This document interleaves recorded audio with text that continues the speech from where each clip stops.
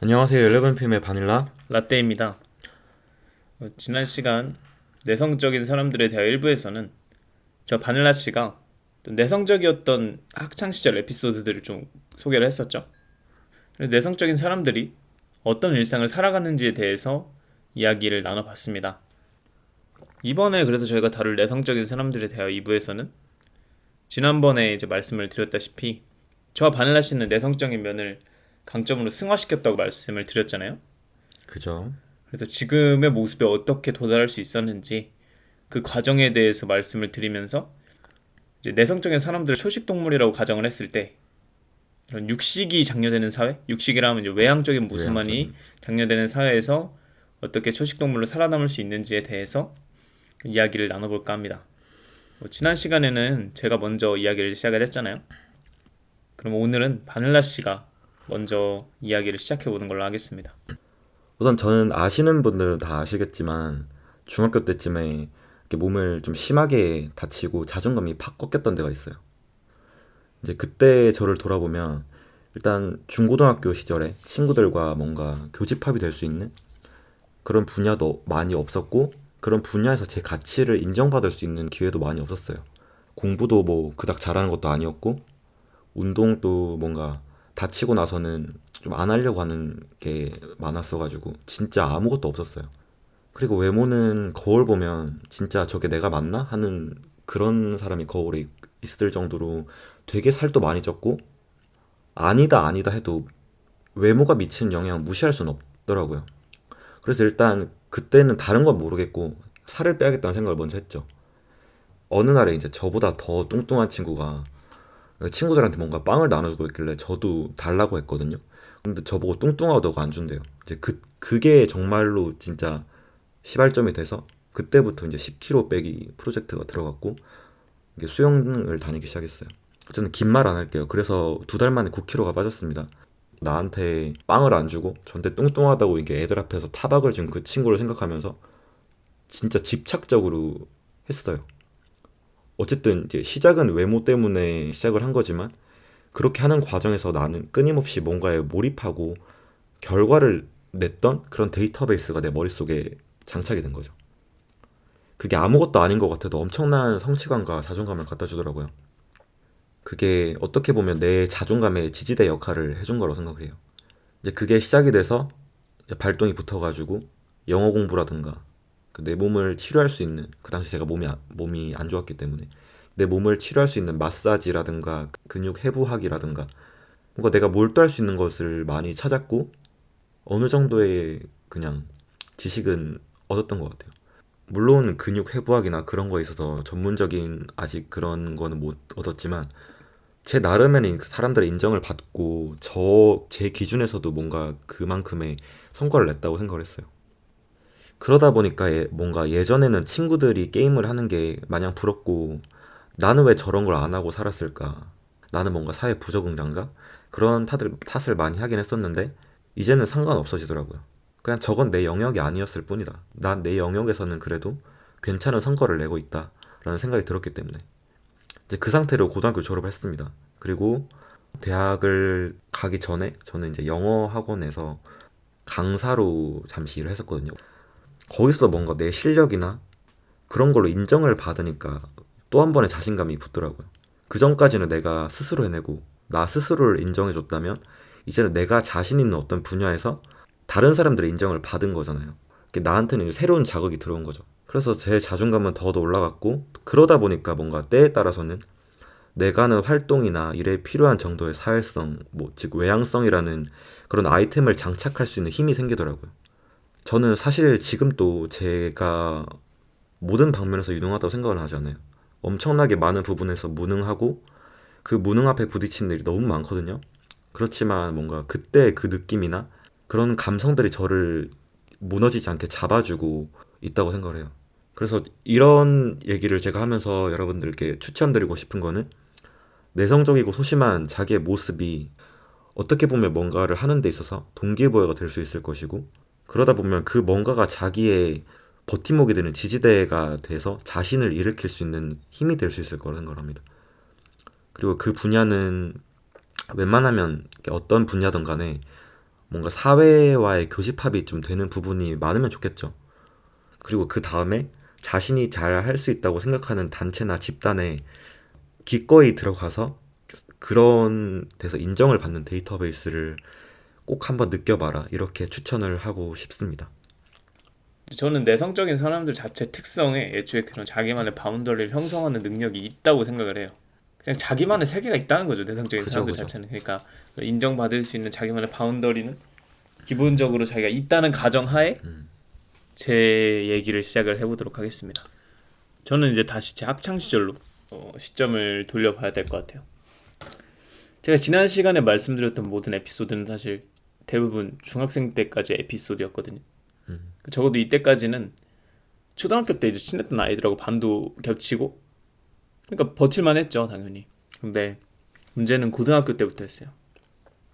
지금은 좀 생소한 개념이긴 한데 저희 지역은 당시 고등학교 들어가는 데 있어서 비평준화 지역이라고 불렸거든요.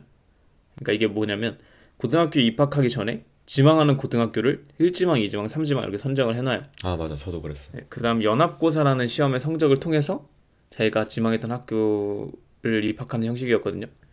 당연히 확률적으로 마음 맞는 친구 몇 명이랑 성적이 같을 수가 없잖아요. 그죠. 몇 명 안 되는데. 그러니까 대부분 흩어졌죠. 고등학교 들어가서는. 그렇게 저는 더더욱 눈에 띄지 않는 아이로 지내게 됐죠. 근데 그렇다고 제가 막 마냥 강점이 없는 아이는 아니었거든요.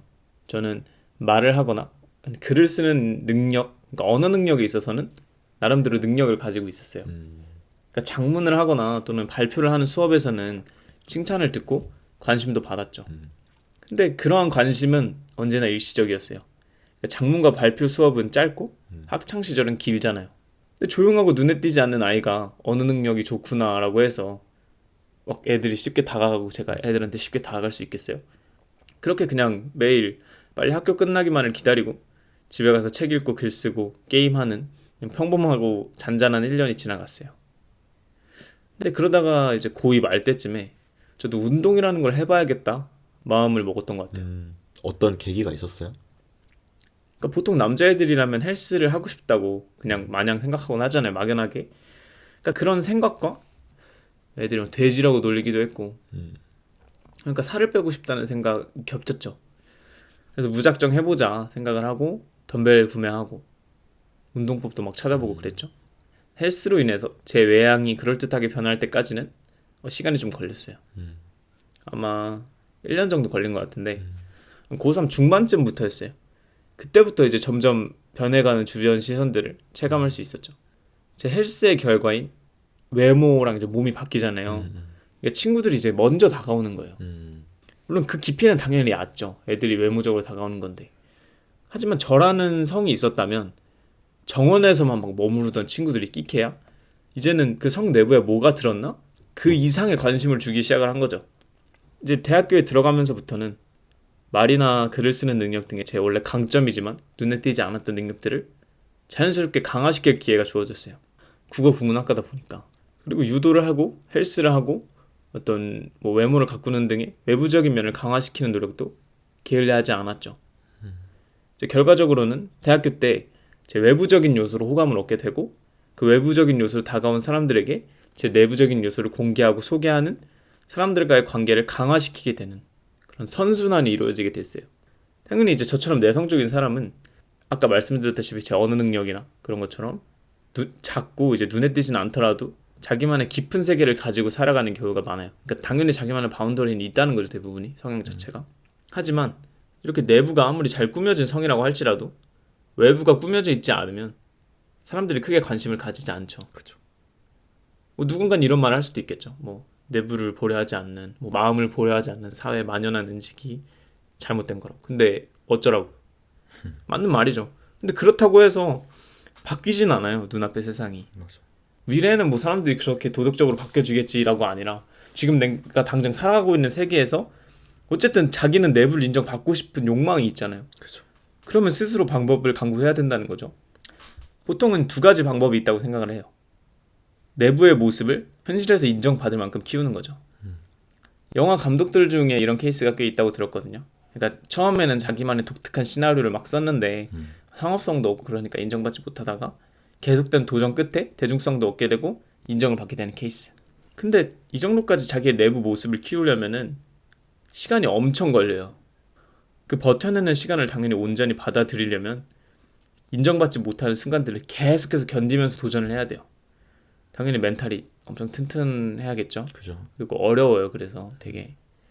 근데 제가 추천하고 싶은 두 번째 방법은 좀 냉정하게 들릴지는 몰라도 외부적인 모습을 좀 밸런스 있게 같이 갖고 나가는 거예요.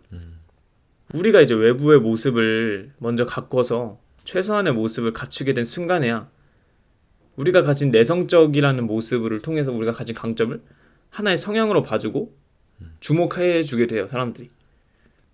그게 이제 씁쓸한 우리 사회의 단면이지만 내성적인 사람들이 택해야 하는 하나의 전략이지 않을까 싶어요. 제가 아무리 언어 능력이 좋다고 하더라도 그 발휘되는 순간이 아니고서야 저한테 먼저 다가오거나 하는 친구들이 없었지만 제가 헬스로 인해서 외향을 가꾸기 시작하니까 오히려 사람들이 그 점을 막 칭찬해주기 시작했다는 걸 알아서 저는 엄청나게 꾸미고 막 엄청나게 막 준비해야 한다고 말하는 게 아니에요. 막 스트릿 패션이나 이런 화려하게 꾸미는 거 말고 그냥 어느 정도의 사람 구색만 갖추면 된다 그 말 아닌가? 그렇죠. 스티브 잡스 보면은 놈코어라고 하거든요. 이런 그죠. 룩을 미니멀리즘처럼 입는다 하는데 이렇게 그냥 깔끔하게 보일 수 있는 옷은 사실 그죠. 어렵지 않아요. 그죠. 셔츠, 청바지 그죠. 그리고 적절한 운동을 통해서 건강한 몸과 체력을 만드는 거죠. 아니 보디빌딩은 아니더라도 체력, 기초 체력을 기르는 운동을 통해서 건강해질 수는 있는 거잖아요. 그쵸. 막 뚱뚱하거나 막 마른 것보다 뭐 펌이나 염색 이런 화려한 스타일링을 원하는 게 아니라 그냥 단정하게 머리를 하고 다니라는 거죠. 막 덥수룩하니 막 이렇게 다니면 당연히 사람들이 떠나갈 수밖에 떠나갈 수도 없어요. 있죠. 그렇죠. 당연히 이런 방법들은 첫 번째 방법보다도 난이도가 낮아요. 솔직히 이거 기본을 갖추는 거란 말이에요. 그러니까 내부적인 모습의 발달은 원래 성형인만큼 계속해서 이루어질 거 아니에요. 그러니까 전 두 번째 방법이 진짜 효과적인 방법이라고 생각을 합니다. 기초적인 자기 외향적인 브릿지도 없이 사회에 막 공격성을 드러내는 거는 좀 바람직하지 않다고 생각을 그렇죠. 해요. 외향적인 세계관을 통해서 자기가 이제 내부적인 세계관의 브릿지를 형성해 보게 되면은 자기의 내부적인 모습을 굉장히 객관적으로 바라보는 시각을 얻을 수 있게 돼요. 근데 만약에 이런 시각이 없이 내부적인 세계관으로만 막 커진다, 덩치가 커진다. 그러면은 나중에 바깥의 사정을 잘 몰라요. 외향적인 세계관을 이해를 못하니까 자기 세계만 옳은 양 행동할 수 있는 위험도 생기거든요. 오히려 굉장히 이분법적으로 바뀌게 될 수도 있어요. 그래서 최소한 이런 외부에서 내부의 세계로 닿는 브릿지 형성을 통해서 이런 외부와 내부의 적절한 배합과 이해를 하게 되는 게 내성적인 사람들의 효율적인 생존 전략이 아닐까 감히 말씀을 드려봅니다.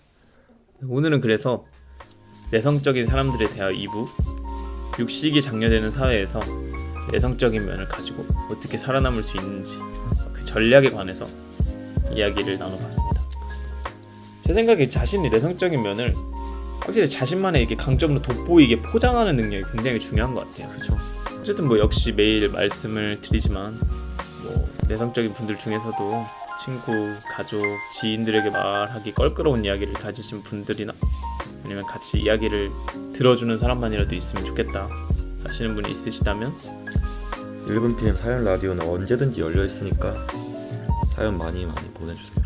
11pm의 메일이나 아니면은 라떼 번호 또는 오픈 카카오톡이나 아니면 바닐라 인스타로 DM 연락 주시면 네. 감사하겠습니다. 네, 그럼 오늘 11pm 사연 라디오는 여기서 마무리할 수 있도록 하겠습니다. 다음번에는 더 좋은 11pm 사연 라디오로 돌아올 수 있도록 하겠습니다.